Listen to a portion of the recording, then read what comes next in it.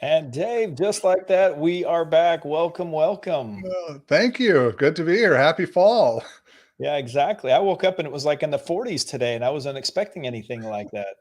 Yeah, I find that myself. I take my son to religious classes at 5:30 in the morning, and it's getting cold. Sitting out there waiting for him, I usually study while he's in there, and sitting in the truck realizing I might need to turn the heater on here pretty soon. Well, I definitely want to know what temperature it is in Israel. Dave, if you can see this one we just got in from Elliot. How cool is this? He's coming to you from Bat Yam, Israel Oh, this evening. wow. I say you're getting around, Ellie. Good to have you with us again today. How cool is that? Well, thanks for joining us all the way from over on the other side. That's wonderful. He's joining us live on YouTube. Dave, how's it going? I know that you were in Atlanta with the rest of our team this past week. How did it go for you? It was amazing. It couldn't have been better. CR set us up with everything that you could imagine to do while you're in Atlanta. We had a great time there for a week. We're able to see the Braves play and win. We were able to go tour the city. It was just a great experience. And it's always great when you can go and travel and see parts of the world and really get a good experience like Elliot there. I mean, that is fantastic. But Dave, once again, we're so grateful that you're joining us for this live show. It's always fun to jump on and answer all the questions that keep coming to us, and we appreciate your time.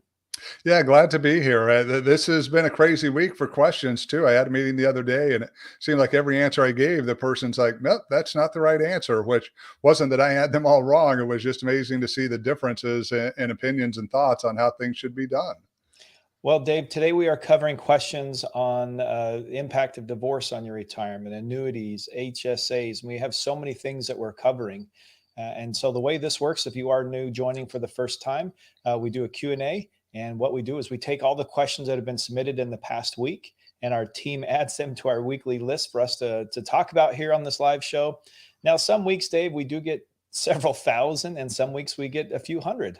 And it's always surprising to see how many of those keep coming through. Yeah, it always is. Never a dull moment. And Elliot's telling us that it says it's 80 degrees, feels like 84 where he's at, and it's 7 p.m. local time. So Uh, good evening to him. yeah, great evening. Go out, sit on a balcony somewhere, have some dinner, and enjoy the night. It sounds like. So again, if you are here because you submitted a question, we welcome you. If you are here just to learn more for you, you're in for a treat. Now, if you did not submit a question and but you have one, please go ahead and get it submitted live on Facebook or on YouTube, and we'll cover it over the next 30 minutes here. Now, if you have not submitted one and you're just not ready yet, but you have a great question, please go over to our website and you can submit a question there for future shows. And that's retirementriskadvisors.com/questions. And that'll help you to get in there and get those questions over to us. All right, Dave, let's get started. Our first question is going to come from Nathaniel. Let me see if I can get it on the screen. There he goes. And before we answer his reverse mortgage question, Dave, let me ask you, how does a reverse mortgage work? Yeah, reverse mortgage is basically designed to allow you to get cash flow in your retirement rather than to have a monthly payment that you've got going out that is going to affect your cash flow, reduce that cash flow. It's set up to allow you to get money coming in. Now, it isn't necessarily always set up as a monthly payment, can be a credit line option, but it is set up to where you're taking equity out of your home, being able to use it during your retirement years, during those years you're alive, and then paying it back either at death or some future time.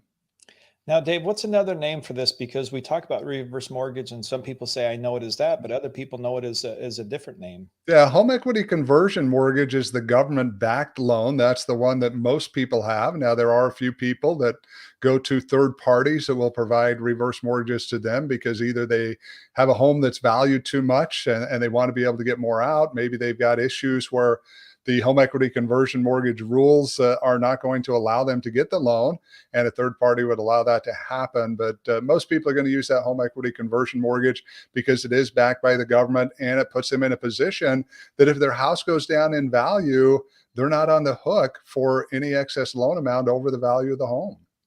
Well, Dave, as we're heading into a recession, I mean, technically we are, but we're not because it's not official. But would you advise people to look into a reverse mortgage at this time? For a small percentage of the population, absolutely. When we look at people that are struggling to get through their retirement, don't have enough money, but have a lot of equity in their home, can be a great way to be able to get access to some additional funds to make life a little bit easier. There's no reason for you to sit and struggle for the next 5, 10, 15 years, whatever the case may be, and then transfer that home, especially if you don't maybe have any children or someone else you're planning to give it to, then just allow hundreds of thousands of dollars of asset value to get transferred on to someone else when you could be using that value yourself to get through those retirement years and make them better for you.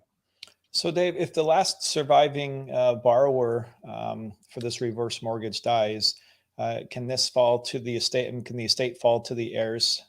So they have the option to either pay off the reverse mortgage or and take the home back. I mean, one of the options say, hey, I'm just going to pay it off. And sometimes you can do it at 95% of value, meaning there is a discount there because obviously if they've got to sell it themselves and foreclose and go through the process, going to be a lot of costs with that. So they could pay it off there or just let them take it back over. And what will happen is they'll foreclose on the property and then that mortgage company will end up selling it off at some point. And Dave, go through because we get a lot of questions in these areas, so we try to put a little bit together. But how long do they have to pay off a reverse mortgage? Those who are like the heirs that are getting this estate. Yeah, usually it's 6 months. They can be extended when we look at there if there are certain things met. Again, if you're trying to sell the home and they realize it's in the best interest of both parties to get the home sold, and maybe the market's such that it's just not going anywhere yet, but you expect it to be sold within 12 months, there are some options to extend that out. But most people are going to have about 6 months to try to figure out exactly what they're going to do and to either get it paid off or and figure out if they're just going to let it go back to the mortgage company. So, Dave, to answer the first question that we brought up here is that they can sell the home, they can refinance the mortgage, or they can take out a new mortgage. Yeah, correct. Okay. So, Dave, if the one thing we talk about a lot with this is we really need people, as you're talking about reverse mortgage, is consider your options before you make a decisions. Meaning it's wise to consult with an advisor, someone in the real estate attorney, somebody to help you determine what the best is to do with that. Because I feel like a lot of times we say, yeah, this is a good idea for me without really taking that extra step. And you really want to have it to where you plan to use it too at some point in the future because they're not cheap necessarily. When you look at a traditional loan that you're going to go out and borrow money against, it could cost you easily $10,000 to $15,000 to put one of these in place. Now, understand this isn't coming out of your pocket. This is getting added into the loan. It's going to come out of the proceeds of the home at some point when it's sold, or will be part of what's paid back if someone pays that loan off in the future. But when we compare it to other options, if you're in retirement, you can't get a forward-facing loan or can't afford to make those payments, don't have rich family members that are just going to give you money. When we look at a reverse mortgage, you say, yeah, it may cost me a little more, but if it frees up $100,000 or $200,000 of equity that I can then use and stay in my home and not have to sell the property and do all these things I don't want to do, it can be a very great option to access some extra money to help you. Yeah, and I love that you always are giving both sides of that, Dave. I think that's one thing because it's very easy to get stuck in this by saying, hey, everybody go out and get a reverse mortgage, or hey, everybody don't. But you're really giving both sides. And that's what I really value by having these conversations. And please don't get sucked into you've got to have one tomorrow. Unfortunately, we've got a lot of individuals out there that are trying to get retirees money and they're trying to get them into products that they shouldn't be getting into, or at a time maybe they're not ready to get into. You haven't had one for 64 years. There's no reason to make sure you do it tomorrow. You've got some time to do your homework, to do your research, to make sure you understand it.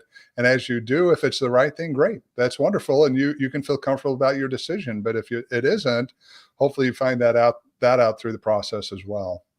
And Dave, for our next question, this is a topic you are very, very educated in and have a great amount of knowledge in. And let me just get it pulled up on the screen here. We talk about high inflation is often harshest on the fixed income budgets, especially current retirees. And so I can see why this question is really, really important to Raina. But there's also good on this side, Dave. And so before we dive into that, let's get your thoughts there before I go too far. Yeah, so absolutely we can expect an increase. Now, what is it going to be? There was some discussion at one time it could be as high as 10%. Now, I don't think that's going to happen. We've seen inflation come down some here. I think it's going to fall somewhere. It looks like somewhere between 8 and 9% is going to be the increase, which is good. Now, when we look over the last 2 years, what inflation's been, it still isn't going to keep up with traditional inflation, which it's not designed to do that anyway. But we will expect an increase and something that's going to be substantial. I think the average payment they're expecting for the average Social Security recipient to get is an extra $150 a month. So, not talking about pocket change here. When you look at retirees, $150 can go a long ways. So there's the good side of this also, and I appreciate you bringing that up because as we talk about this, there's potential, that harsh fixed income side, but you're also saying, hey, there's a really good side for that potential cost of living adjustment, but it comes again on the back of the high inflation. Yeah, absolutely. And again, for those on fixed income, we're glad that it's there. It's available for you because for most people, Social Security is the only source of inflation adjusted income. So if you don't have that, all of a sudden you look back at the last couple of years where year over year, maybe we're looking at an overall inflation of 15, 16, 17%. We look at what the last 2 years combined has turned into, that can really hurt you. Again, now you're saying if I was getting $1,000 a month and it was buying the goods and services I need, well, now I need $1,150 a month and I don't have that extra money. So glad to see this happen. A very critical part of Social Security success and why people like it so much as they get into the retirement years. Dave, when was the last time that we saw a cost of living adjustment at this level? I don't know. We had 5.9% last year, which was higher than it's been in a long time. I would guess you probably got to go back to the 70s or 80s since we've had something at this level, but I haven't done the research on it. Hey, I always find it fascinating, but this day, but we also have to keep in mind that there's a large that increase for 2023 that could also change the taxes you pay on your Social Security benefits as well. Yeah, you bring up a very important point because for most people, you are paying tax on your Social Security benefits, and if you are, now all of a sudden you got 150 extra dollars that are going to be taxed up to from 85% of it, not 85% tax rate. So all of a sudden you're going to have $100+ now. You're going to pay some additional tax on. So yeah, there is that side that we try to get people out of. We want people to get to where their Social Security isn't taxed, but that requires planning and that requires people to do some advanced moving of money before they get into the retirement years. Dave, do you think the Fed could quickly bring down inflation numbers so we could see a smaller than expected Social Security increase? So they're doing their best. I do believe it's going to happen just by nature of the economics of what's going on and where people are at from a spending standpoint with the stock market and other things starting to go down. But I don't know that it's Fed bringing it down. They're going to take credit, obviously, the government is for everything changing. But we've got a lot of money out still circulating that's continuing to be printed. We've got obviously the recession again, I would say we're in, definitely approaching as we look at it if we're not in there, and we're in a bear market from the stock side. So once real estate and other things start to drop, I think you will see inflation come down. And we talk about the times that I believe we'll have a period of deflation here in a year or so. Probably the end of 2023, we'll go into a period of deflation, but I'm not sure it's the government doing it. I think it's just the economics of what's going on. And Dave, just to help be clear too, how is the Social Security COLA calculated?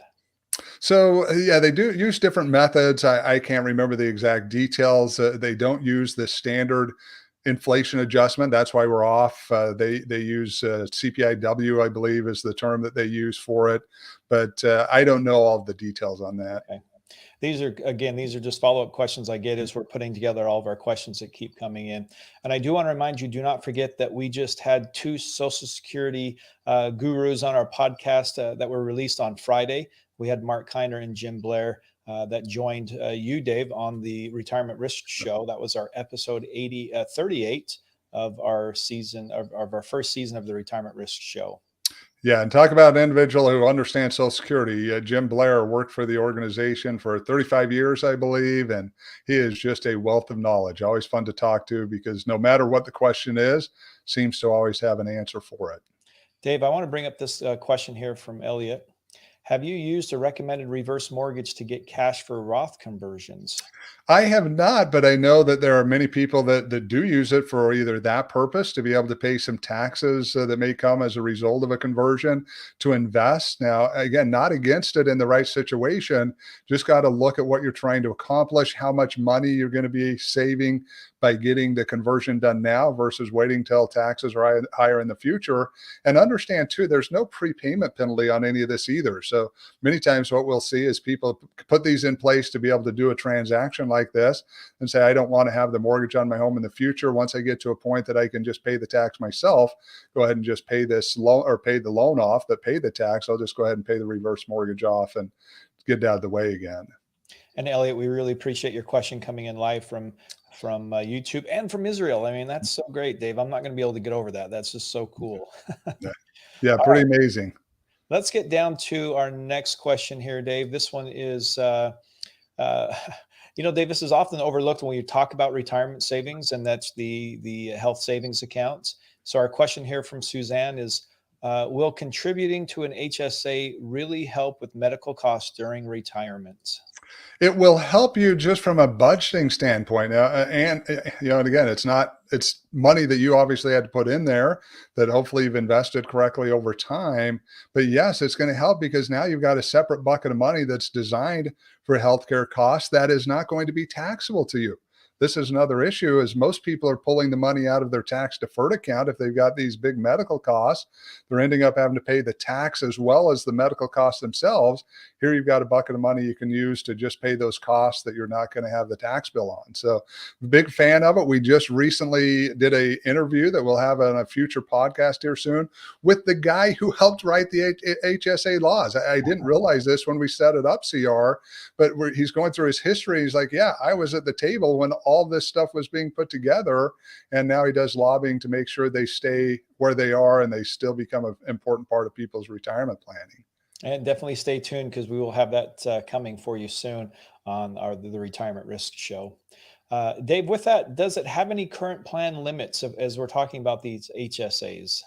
Yeah, I mean, you've got contribution limits. I think the family limit is 7,300 for this year that you can put into an HSA. And then you've got your individual limits as well that's set out there. But outside of there, the biggest mistake we see, and I was reading an article that was sent over to me by the individual we'd interviewed, and one of the biggest mistakes we see is people are not investing the money. So you put it inside of there, but then it goes into a bank account that doesn't do anything. And as a result, you're not getting the benefits of what an HSA truly can become. For those of you that are putting money in there and not spending it, which is what we recommend for most people, is to not spend the money, let it grow through your retirement. Because in retirement, average married couple is going to spend somewhere around $300,000 just for medical costs. So if you've got a separate pool of money that's grown effectively over a 10, 20, 30-year period, going to go a long ways to help cover those costs without affecting other budgets that you may have and other sources of income.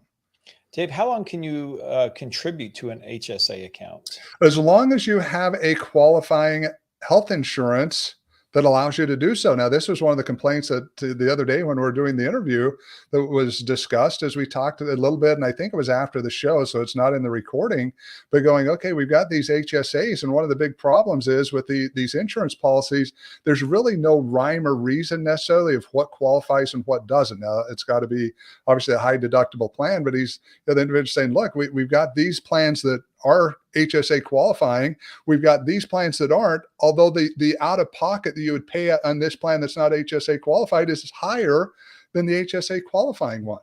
But because of carve-outs that the government's made, not allowing those individuals to have the plan. And one of his goals right now as a lobbyist saying, we need to make that simpler. We need to get it to where if people are paying X dollars out of pocket through these high deductible plans, they all qualify and people don't have to worry about searching around to find one that does.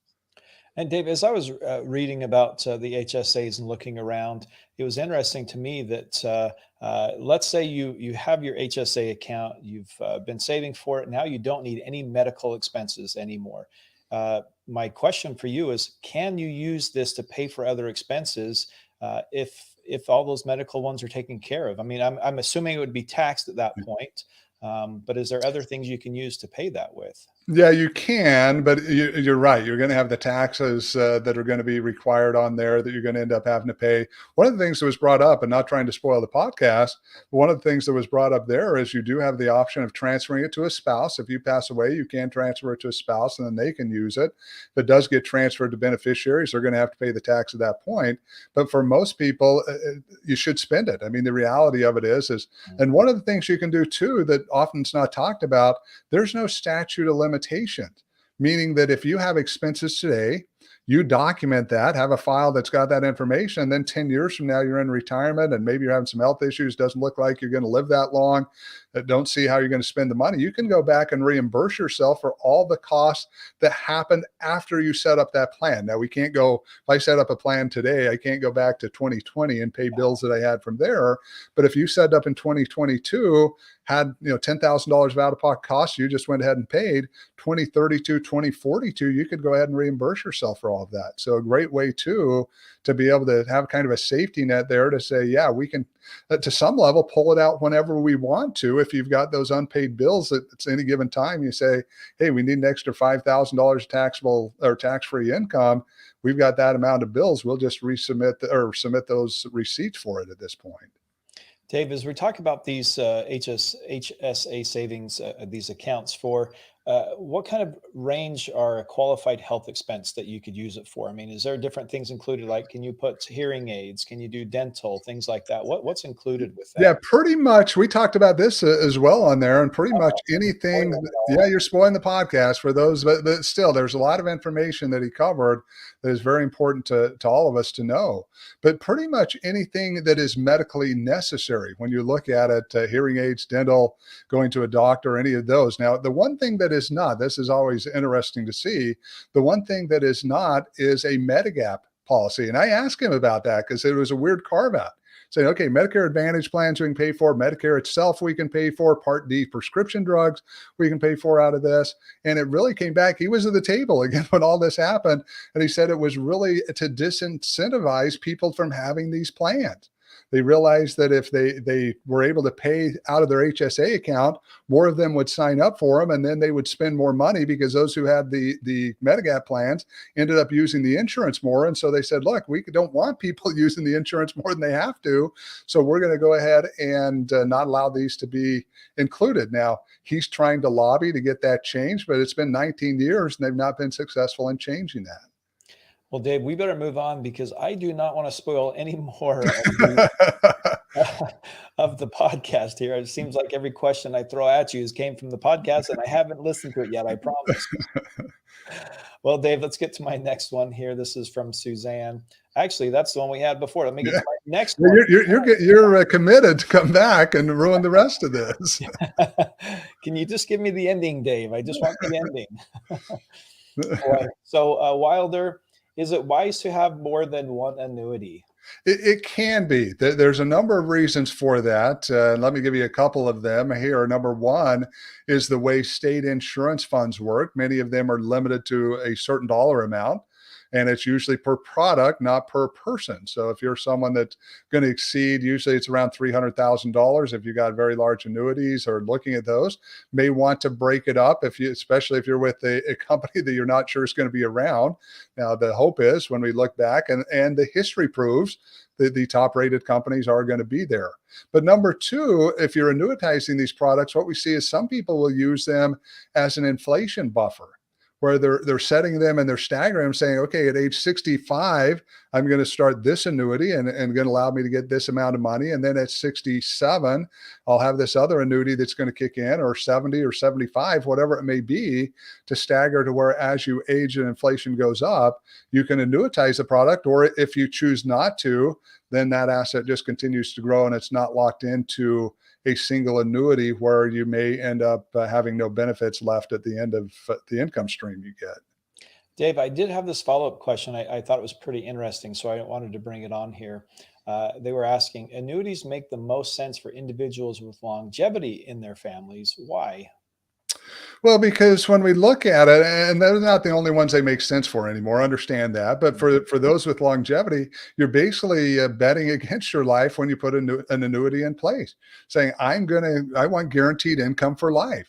And this was one of the issues many people had with the old annuities is you'd put $500,000 into an annuity, you'd get hit by a Mack truck 2 months later after having received a few $1,000s, and all of that was lost. Well, new annuities are not structured that way. You could still buy those, I guess, if somebody wants to, but they're structured with death, with benefits to your beneficiaries if you don't get your money back. They'll have increases that can happen. So, but again, the longer you live, the more you're going to get out of the product because it's going to keep paying until you pass away, whether it's 95, 105, or 155.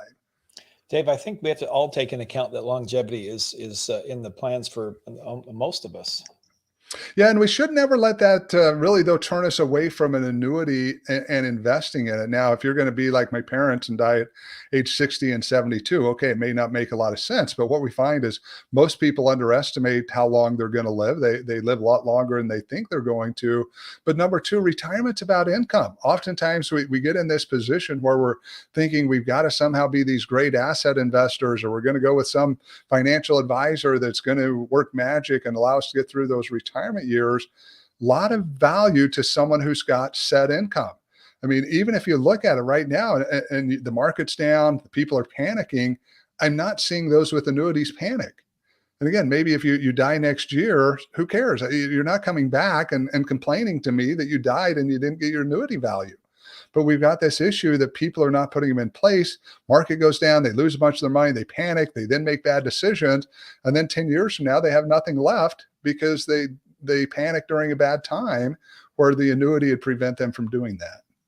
Dave, it's interesting. We're getting a lot of younger and younger viewers that are coming on and asking questions and joining us for webinars and podcasts. And a lot of them are asking what they can do to be part of the annuities. And some of the options we talk about as we go through this is they're maxing out maybe their 401ks and their Roth contributions, and then look at variable annuities. And I wanted to get your thoughts on that. Yeah, we definitely want to take advantage of our employer-based plans where we get the match. That's absolute. And again, when we look at these annuity products, generally we would prefer them to be in a tax-free environment. So what we would like is money going into Roth accounts to be able to buy the products at some point in the future. So you're right, CR. It may not be an immediate purchase depending on someone's age. It may be, hey, put your money into the Roth account or do some conversions into a Roth account. Over time, let's get the assets built up. And then at that point, we can implement the annuity and start allowing it to do the things it needs to do. Dave, I could click on Susan's HSA one more time if you wanted me to. If you wanted to get. Yeah, I'm sure you got one more question that's going to come out in there that we could talk about here. The sad thing is a lot of what you brought up, though, I'm not even sure is inside of it. He and I had a 30-minute discussion afterwards because I was so curious about things we didn't get to. And we try to keep our podcast down. I think this one went a full 30 minutes. We usually try to go 20. I think it went to the full 30, and then I spent 30 minutes after. So maybe we've got to have an after show somewhere where we put this stuff. But unfortunately, it wasn't recorded. It was just me. But many of the things we've talked about, no one's going to get, excluding, I guess, here. So maybe we did. It's good that we gave them some information they wouldn't otherwise gotten. I hope so. Well, Dave, our last question I wanted to squeeze in here is from Charles. How can divorce impact retirement funds outside of Social Security?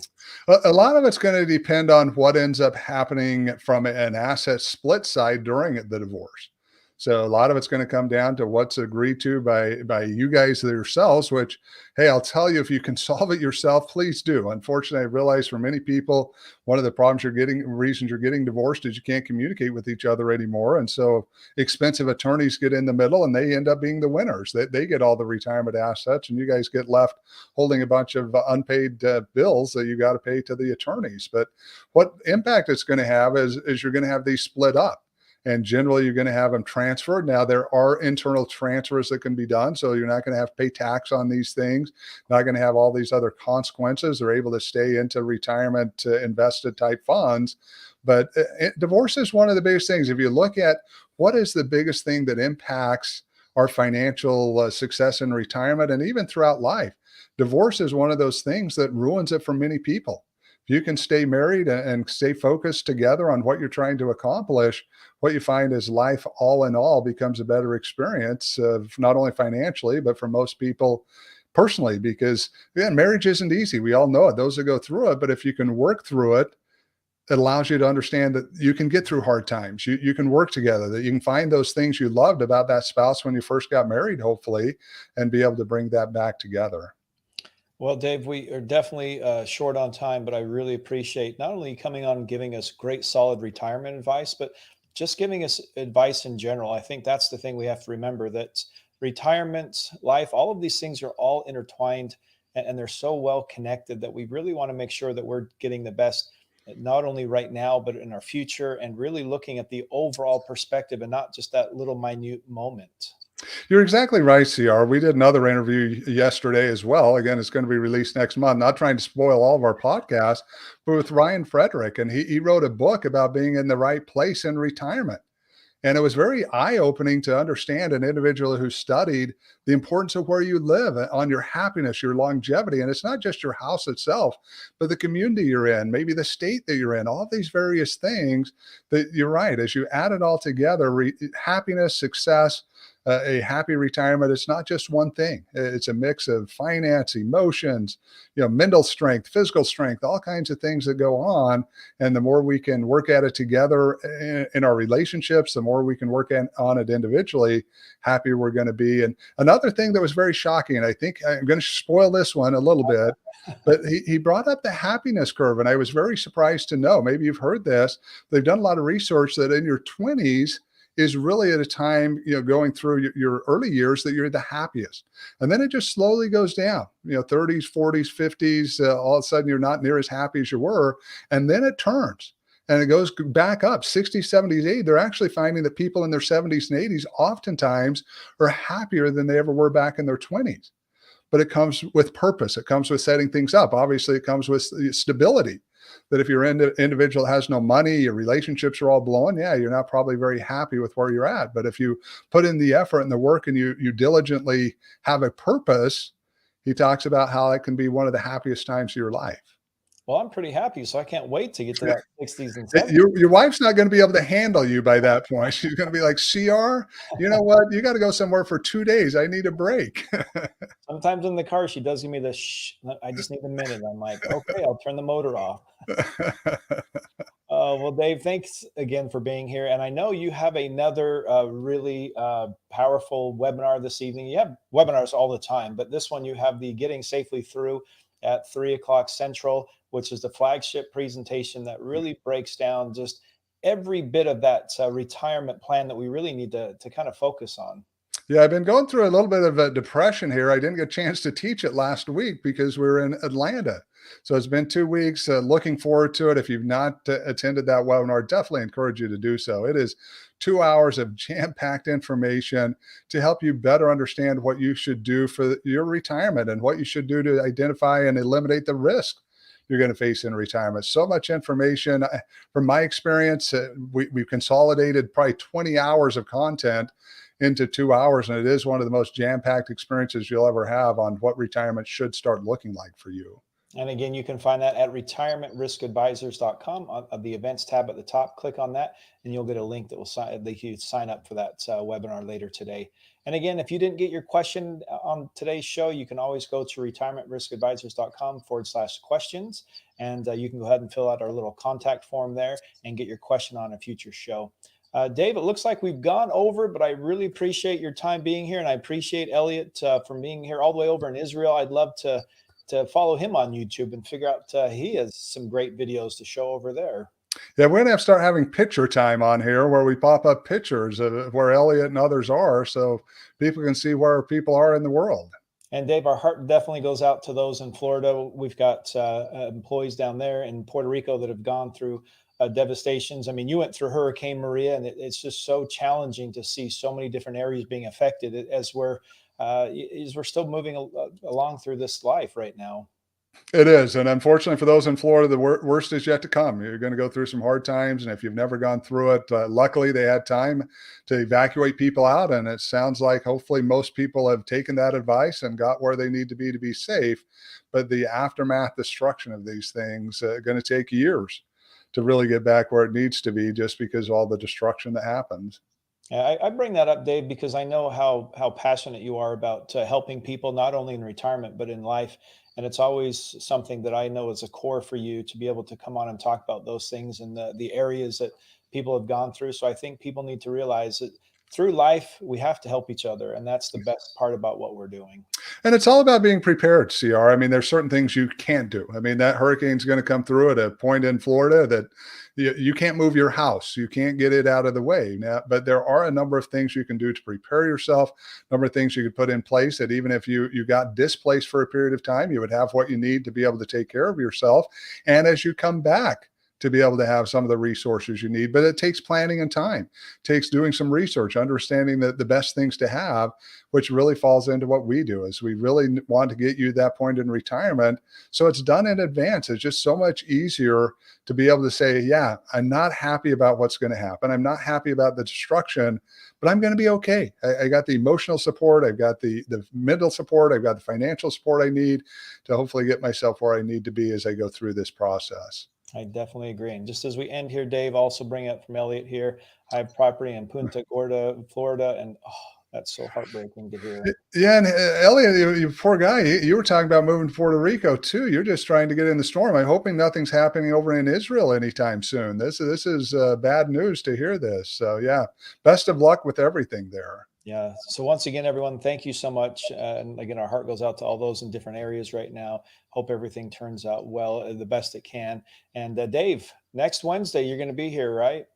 Next Wednesday, yes, I think that's. I'm in California, so I don't think maybe someone else. You won't be here, Dave, but we have somebody to back you up. So I'm really excited. I just wanted to see if I could twist your arm and get you to be here again. Yeah, all of a sudden I'm thinking my schedule and I'll be in Southern California. So we will be doing our webinar. I'm going to do that part, but yeah, you're going to have somebody else fill in the shoes. Dave, I was hoping I could squeeze you in there. So it looked like you almost got it, but maybe the week after we'll see you again. Yep, All right. absolutely. Thanks, everyone. We'll see you next time. Okay, see you guys.